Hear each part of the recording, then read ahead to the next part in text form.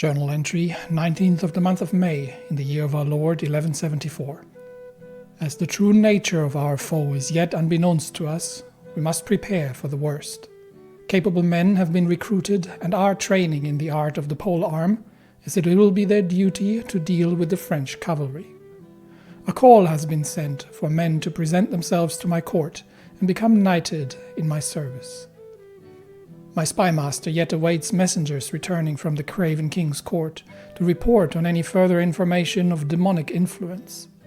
For now, it is only my inner circle that knows the true extent of the suspicion we carry. Valence, my queen and confidant, my sister Peronella, who advises me in this matter exclusively, and Count Dodon, my trusted knight and chancellor. I believe my spymaster as well as the bishop may have an inkling due to the nature of our odd inquiries. We expect messengers to return from the court in France within the next month, and then we will see what really is there to learn. But traces of evil influence all over the place are definitely causing concern. We do have to improve the number of men-at-arms that we have here, and not just the pikemen, but also the others. I am tempted. We've got one open slot, so we can do two things. We'll be faced with, if we are to take on France, we'll be faced with about 1,600 horsemen, 800 armored footmen, but the French do not have any skirmishers, so we could get some skirmishers up. However, their allies have large numbers of archers, actually extreme numbers of archers, and pikemen that they can bring around as well. So it's all relatively balanced. Nobody seems to be having any skirmishers, but if they bring all these archers to bear, because archers, I believe, they counter skirmishers. So nobody really deals with the heavy infantry. So we want the huscarls up, but it leaves the question: what are we going to put for the final regiment? We can create another regiment.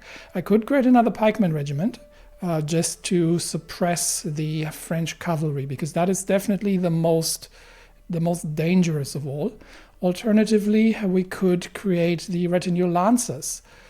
That would be an option to have to get some pursuit in here, and however, the price is just so high that I don't think it's necessarily worth it, because they're not that much better than the regular. Although this is unstationed, so if we look here, that is 85% from stationed holding. So that actually gets still significantly higher from the stationed holding. It might be worth it just to have a contingent of these. Instead of bringing additional pikemen in, just because of also the pursuit and because of everything else that they can do. And they do counter archers, which the enemy has large numbers of. So having some additional heavy horse, it might not be a bad idea. All right, we'll create it as retinue lancers. We're bringing the pikemen up to 800, and that is going to take a while. To build it up, to build up that regiment. But I think we don't need more archers, but we definitely need to get the huscarls still up to size as well. So let's spend a bit of coin to begin slowly increasing these too. And these will be stationed in Quercy. Which means that their damage is now at 325. That is insane. Insanely high numbers, although there's fairly few of them. But these are seriously the most powerful troops we have. That's not all yet. We're also constructing some small stables. I'm replacing the pilgrims' quarters here, which is further going to increase the damage on the heavy cavalry. So that is going to be additional. That is going to be some additional bonus to these troops. So hopefully with that, we will be able to challenge the French. Let's see what the Italians actually have.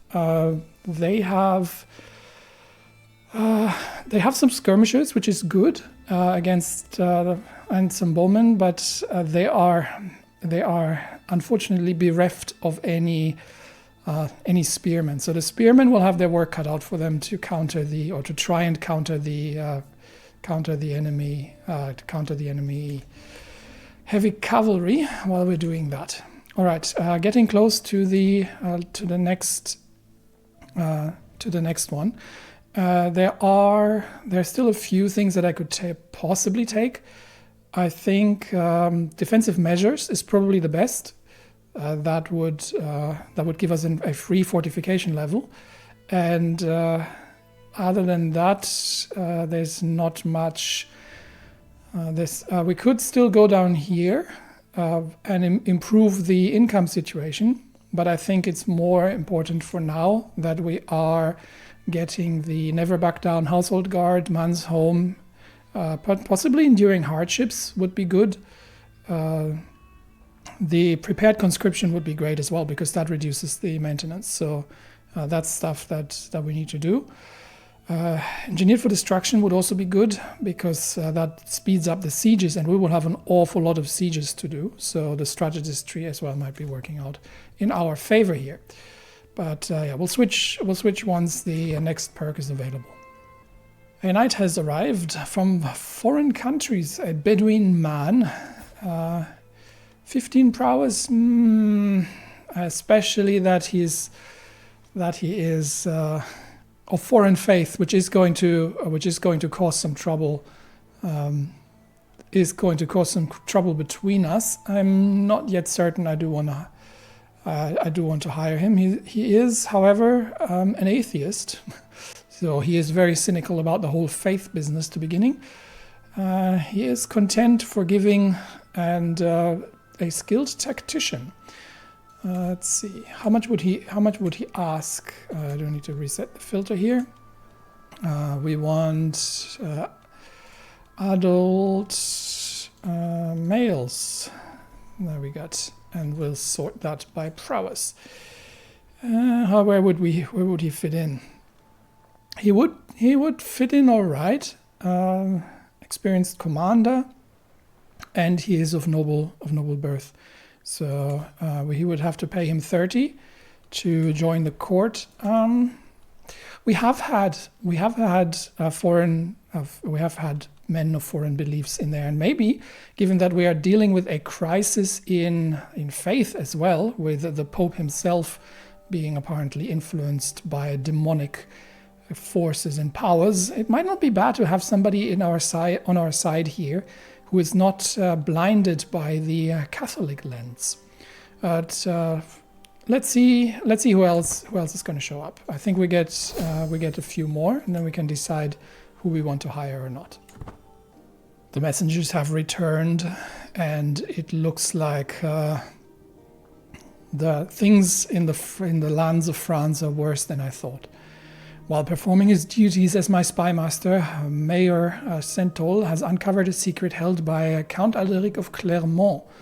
And he is... where's Clermont? County of Clermont, up in the north. Okay, not far actually from the king's court.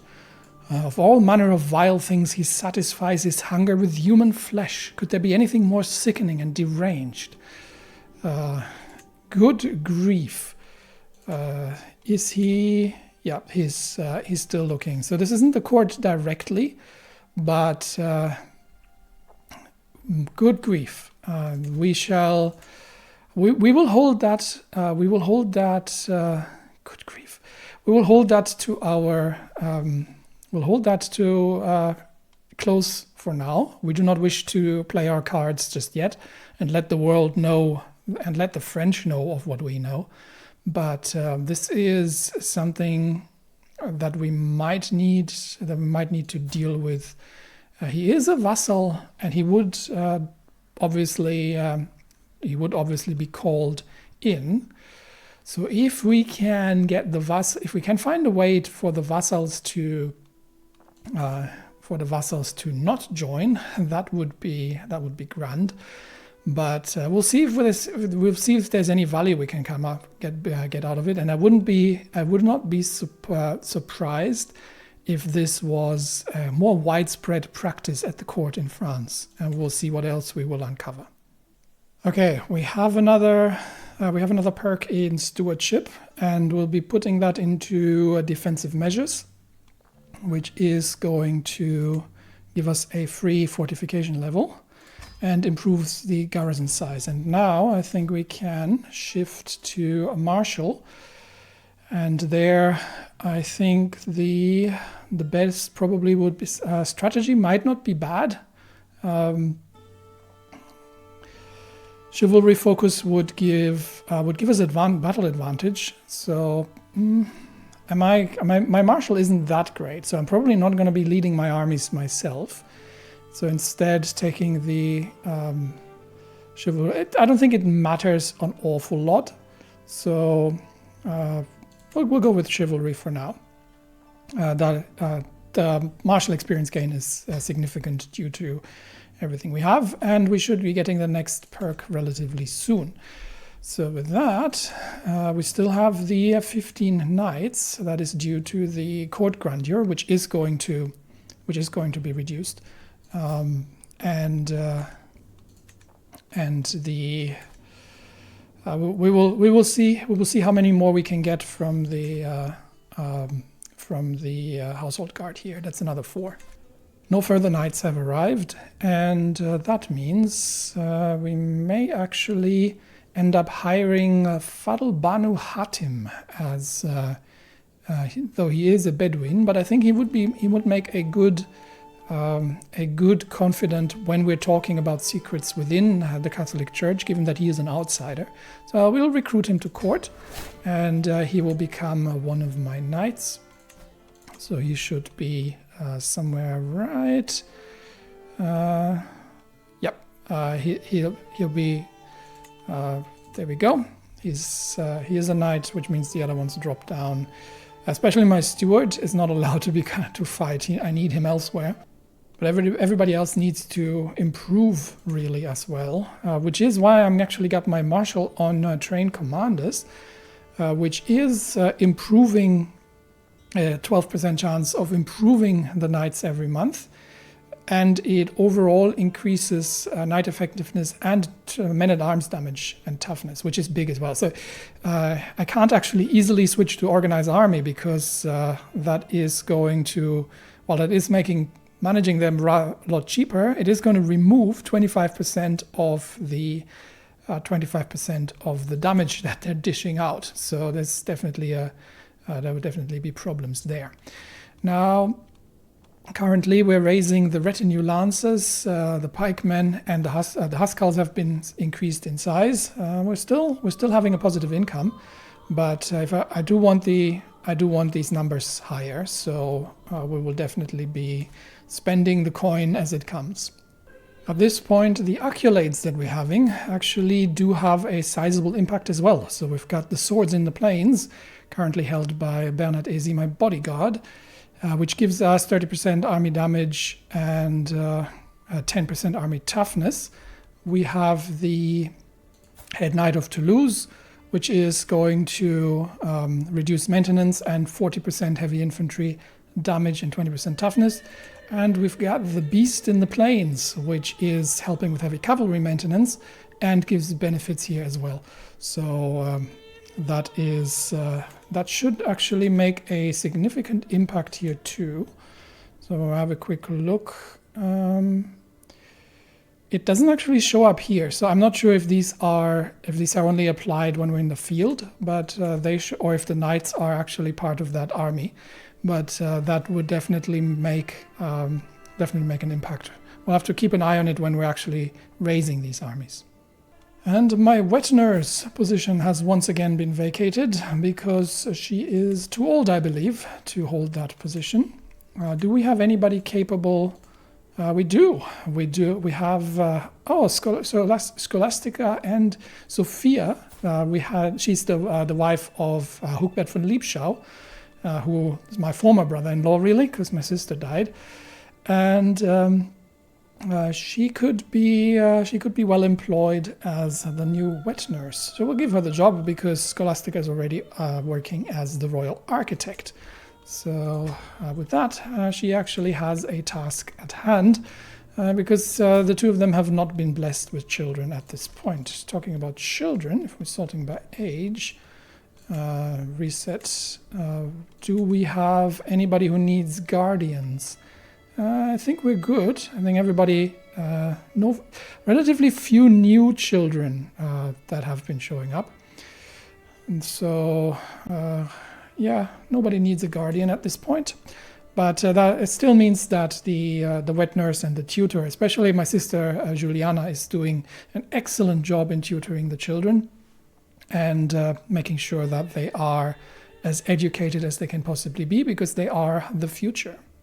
The horse pens have been constructed in Toulouse, at least the upgrade for the horse pens, which means that my stationed heavy cavalry is now getting an additional 30% from that in order to, and is significantly improving the damage that they're doing from the better trained horses. And now that I remain at home, the Queen has been taking care of Princess Mathilde's education, and she is doing a great job of it. She is, after all, a very, very smart woman, if she's not drunk. But then again, I am home to take care of things now, and she must not. So she is now more able to look after the children as they grow up. Prince Aldebert is almost of age, and so is Princess Mathilda, but the rest of them are still very little, and it will still take some time before they can eventually claim their shares of the kingdom in the future. More news from the court of the king. Apparently there is a murderer, and it's the king's tutor. So he has attempted to murder a child that is not only cruel and heartless, but dishonorable as well.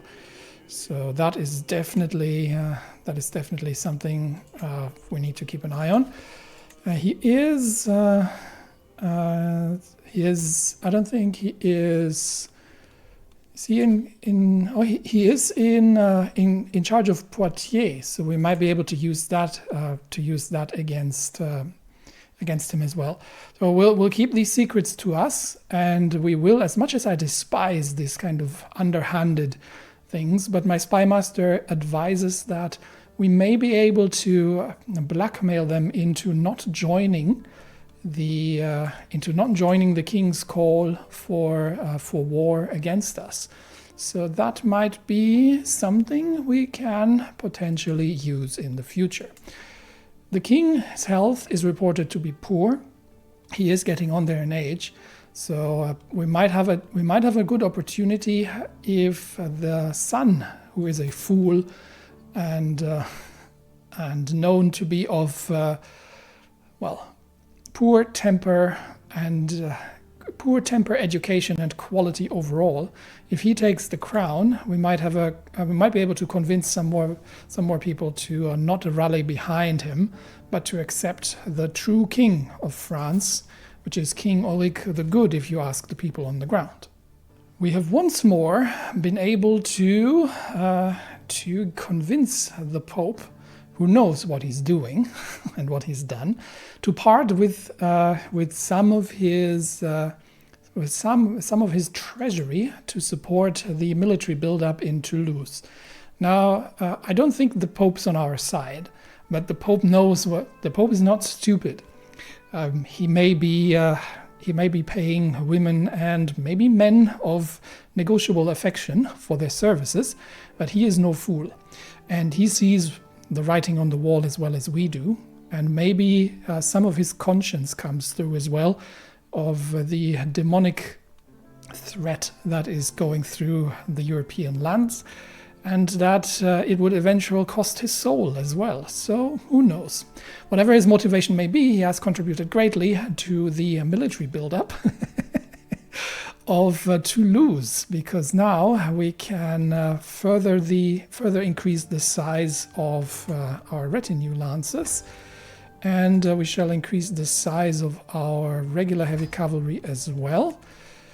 And no, we don't want to sponsor any artifacts right now. We're looking to go to war eventually, but we can what was it, Montauban? No, Quercy is where we're stationed. Can we still upgrade that? Is it worth it?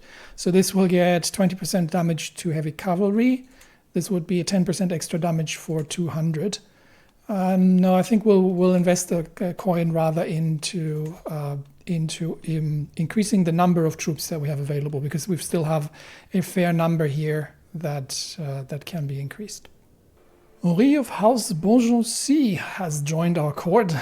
Henri the Ugly.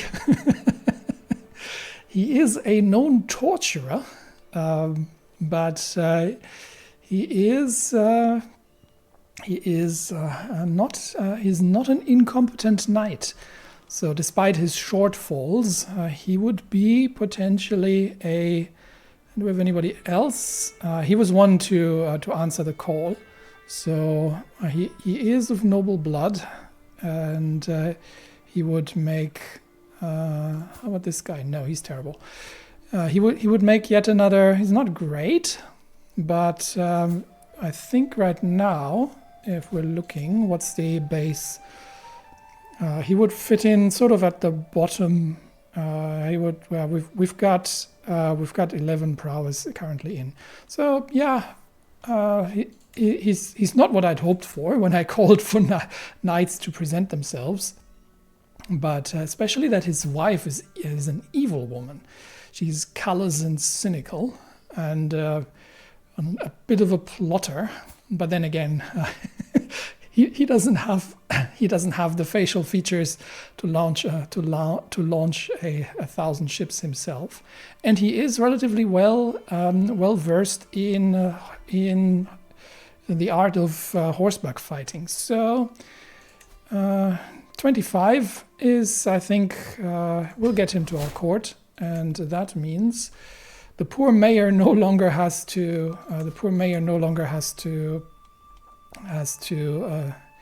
join. It was the mayor of Cahors, because this guy is now our new knight. There we go. And that somewhat improves the overall quality of things at the lower end. The King of Denmark has sent a delegation and wishes to marry Princess Matilda of Toulouse. We are not doing that. We shall decline. We shall graciously decline his offer, because House de Villeron believes in granting their daughter's wishes and not pawning them off necessarily for political reasons. Now, we do that sometimes, but in general we attempt at letting them choose their own happiness.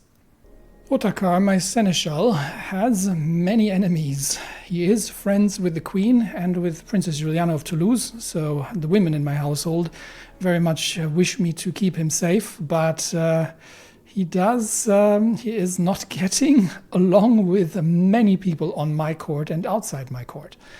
Apparently, because my spymaster has come to me with a discovery, he is certain that my acquaintance Count William is scheming against Otakar. I can't throw him in jail, because he is the Count of Camarda, which is... Where exactly? Oh, over there. Okay. Yeah, this man has made enemies like it goes out of goes out of fashion. Yeah, let the traitor be known to all. He will not be scheming against my court. And now the secret is finally revealed. The web that we had suspected across the countries has been established. The Duke of Normandy, there's evidence that he is participating in secret rituals. What other purpose would there be for something like that but to commune with evil spirits and possibly consorting with demons? What evil is he planning indeed? He is the Duke of Normandy, and the net of, we've got cannibals, we've got consorters with demons afflicted by plagues, we've got cannibals, and that is a clear sign and indication that not all is well in France, and indeed that demonic influence is behind the recent events. We're not yet sure about the Holy Roman Empire itself, but I would not be surprised given the afflictions and what we know about these courts. So it is time for the good people of the land to stand up and for King Enric the Good to press his claim as the rightful ruler of the lands of France. And for that, we are building up our forces yet even further to challenge the king, the craven king and his fool of a son, and to liberate the people of the land and to drive out any kinds of demonic influence and evil possessions.